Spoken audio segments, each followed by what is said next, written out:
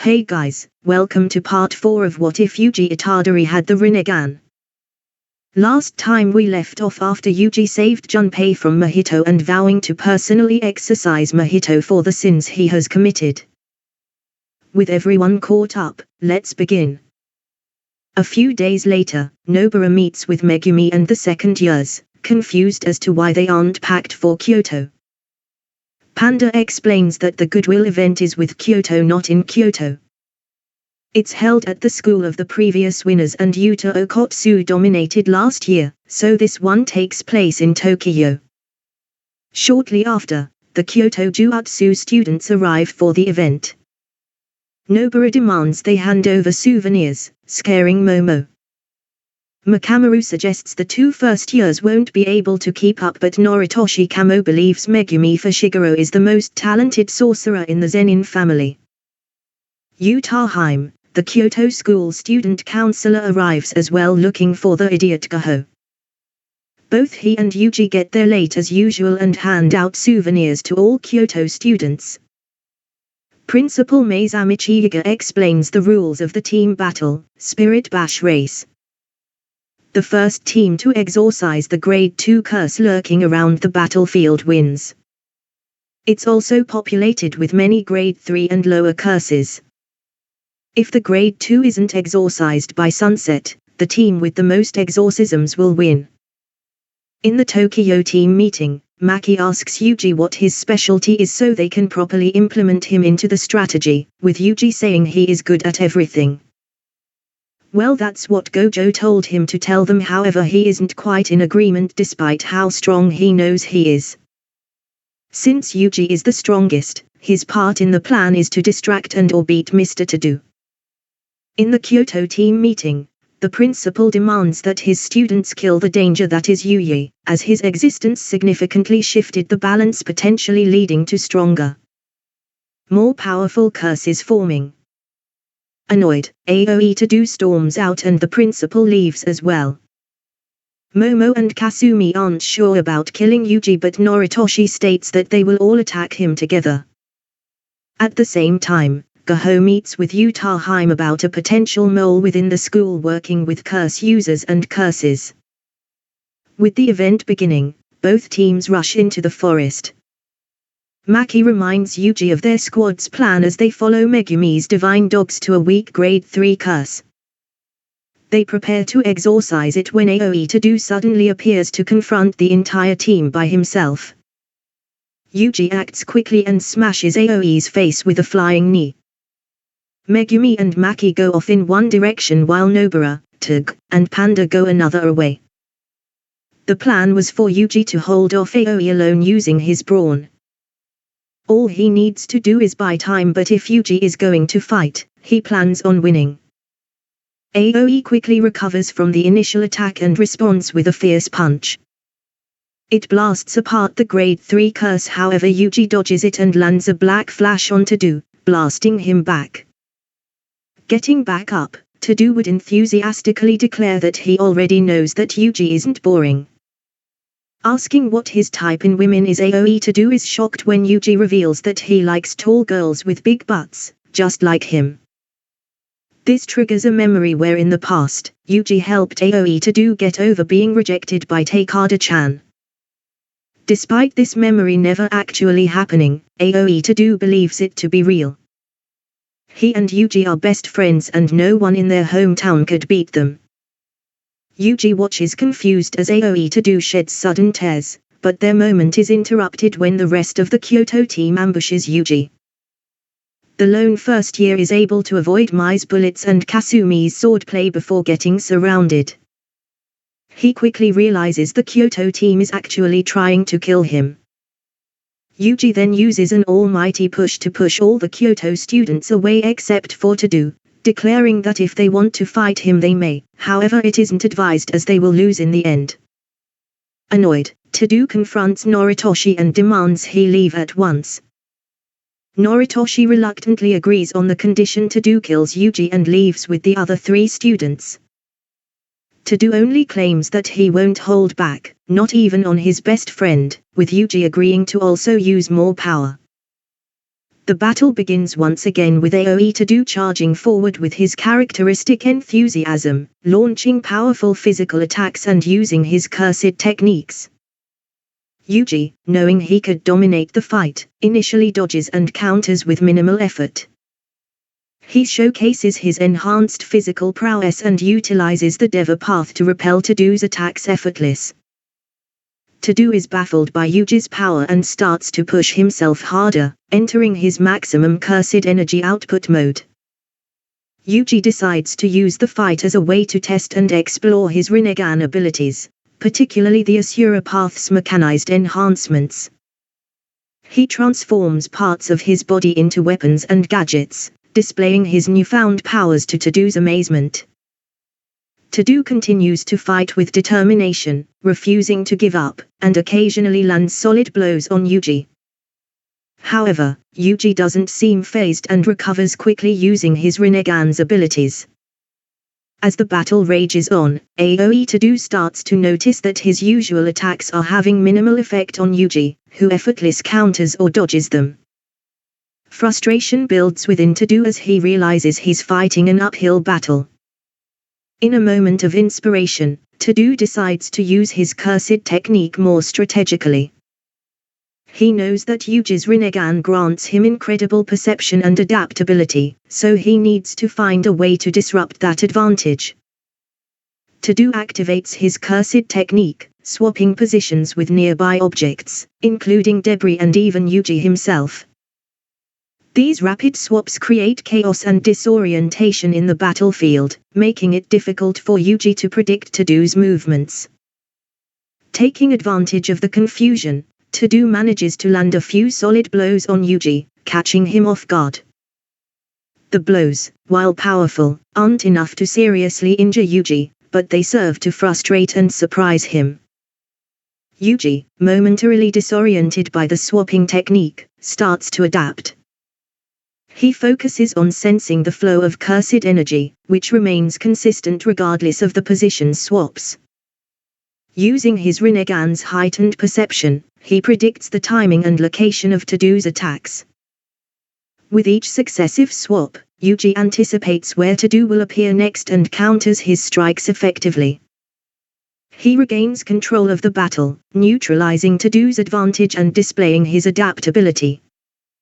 Impressed by Yuji's ability to adapt even in the midst of chaos, Todo continues to push himself, trying to land a decisive blow. However, Yuji's newfound mastery over his Rinnegan abilities makes it increasingly challenging for Todo to gain the upper hand. Yuji is thoroughly enjoying the fight and appreciates Todo's resilience. He decides to end the battle with a display of power rather than harming Todo seriously. The fight reaches its climax as Yuji, now fully adapted to Todo's tactics, uses the Deva Path's abilities, to repel Todo with a powerful blast of force, sending him flying but ensuring he is unharmed. The fight concludes with Yuji declaring respect for Todo's strength and acknowledging him as a worthy opponent. Yuji, having just finished his battle with Todo, becomes aware of the mysterious veil that had concealed the area.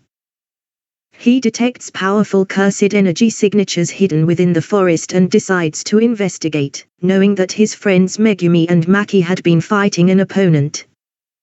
As he navigates through the forest, Yuji's Rinnegan enhanced perception allows him to pinpoint the location of the most formidable opponent, Hanami. As he gets closer to the source of the energy, Yuji sees flashes of cursed energy clashes and hears the sounds of battle in the distance.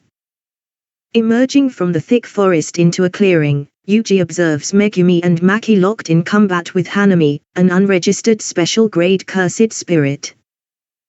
The forest around them is in shambles, bearing the marks of their fierce battle. Yuji takes in the situation, noting the sheer power of the opponent Megumi and Maki are struggling against. His Rinnegan glows with a determined intensity as he understands that he must join the fight to protect his friends and deal with this powerful adversary. Yuji charges forward, his presence commanding the attention of both his friends and Hanami. He lands in the midst of the battle, creating a small shockwave upon impact. The ground beneath him cracks as he steadies himself, his Rinnegan eyes radiating an aura of unparalleled strength. Hanami, caught off guard by Yuji's sudden arrival and the intensity of his cursed energy, briefly pauses in its attack on Megumi and Maki. This momentary distraction allows Yuji to step into the fray and assess the situation. With a confident and determined expression, Yuji declares, "I'll take it from here. You two need to rest and recover. I'll handle this threat by myself." His words convey his unwavering resolve to protect his friends and face Hanami head-on, ensuring that they have a moment to recuperate. Maki and Megumi, though initially surprised by Yuji's arrival and his intention to take on Hanami solo, recognize his strength and determination. They nod in acknowledgement and step back, their trust in Yuji's abilities unwavering. The battle between Yuji and Hanami intensifies, with Yuji now fully focused on facing this formidable unregistered special grade cursed spirit alone. While Maki and Megumi take a much-needed moment to rest and recover. The battle between Yuji and Hanami commences, with both combatants engaging in intense hand-to-hand combat. Hanami showcases its incredible physical strength and agility, launching a barrage of powerful strikes and kicks. While Yuji counters with his impressive martial arts skills and enhanced physical capabilities.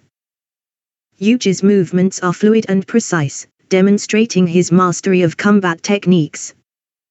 He dodges Hanami's strikes with grace and counters with a series of rapid punches and kicks, each blow carrying incredible force. Hanami, despite its immense size, moves with remarkable speed and agility.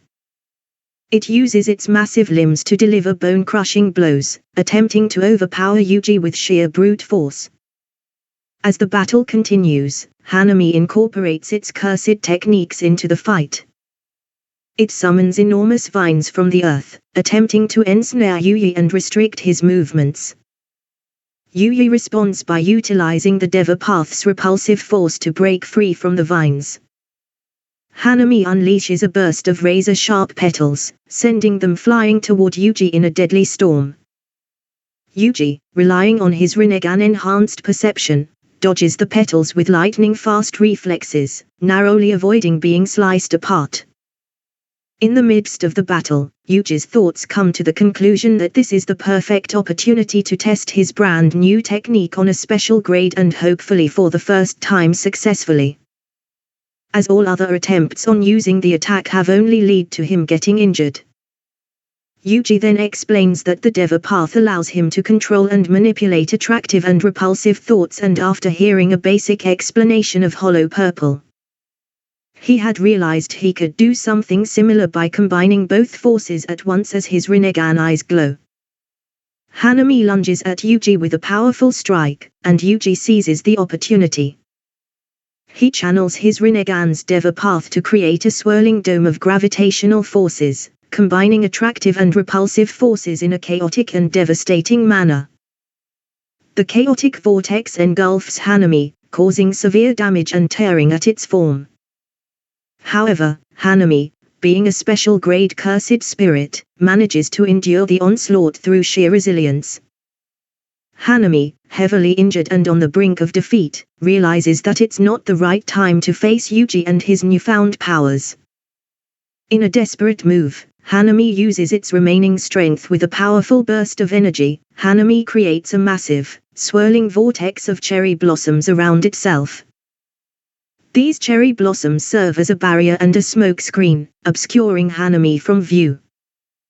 The vortex of petals acts as a diversion, and within moments, Hanami uses a high-speed movement technique to vanish from the area.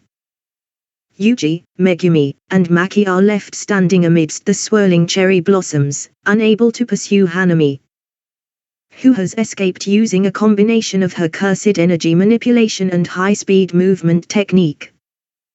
As the petals gradually settle, Yuji, Megumi, and Maki realize that Hanami has slipped away, leaving them in a cloud of cherry blossoms and uncertainty. Yuji, despite his best efforts, is unable to track Hanami's presence. She has escaped using the power of nature, leaving behind a mystifying trail of leaves and blossoms.